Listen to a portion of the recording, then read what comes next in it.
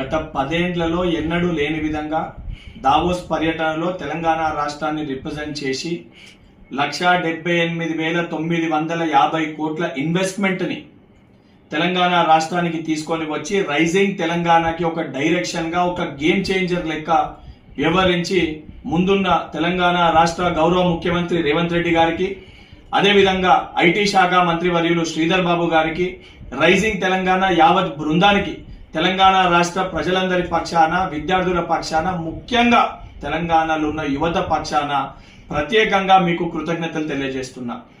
ఈరోజు కాంగ్రెస్ ప్రభుత్వము, కాంగ్రెస్ పార్టీ చేస్తున్న ఒక డెవలప్మెంట్ ని, మేము ఏదైతే ఇస్తా అన్న గ్యారంటీని ఇంప్లిమెంట్ చేస్తుంటే దీన్ని తట్టుకోలేక, జీర్ణించుకోలేక ఒక కడుపు మంటతోటి దీనిపైన విషం చిమ్మే ప్రయత్నము బీఆర్ఎస్ పార్టీ నాయకులు కల్వకుంట్ల తారక రామారావు గారు చేస్తున్నారు. వారి యొక్క కడుపు మంట తగ్గాలి, వారి యొక్క జీర్ణించుకునే తత్వం పెరగాలనే ఉద్దేశంతో డైజెస్ట్ ద గ్రోత్ అనే ఒక క్యాంపెయిన్ రన్ స్టార్ట్ చేస్తూ ఈరోజు ఈనో బాక్స్ ని, ఈనో ప్యాకెట్లని కల్వకుంట్ల తారక రామారావు గారింటికి, కల్వకుంట్ల చంద్రశేఖర్ రావు గారింటికి నేను కొరియర్ చేస్తున్నా. అదేవిధంగా వారి కడుపు మంట, అదేవిధంగా మనం చేస్తున్న డెవలప్మెంట్ ని వారు తట్టుకోలేక, జీర్ణించుకోలేక వారు చేస్తున్న దాన్ని జీర్ణించుకోవాలంటే తెలంగాణ రాష్ట్ర వ్యాప్తంగా ఉన్న కాంగ్రెస్ పార్టీ శ్రేణులందరితో కూడా నేను విజ్ఞప్తి చేస్తున్నా.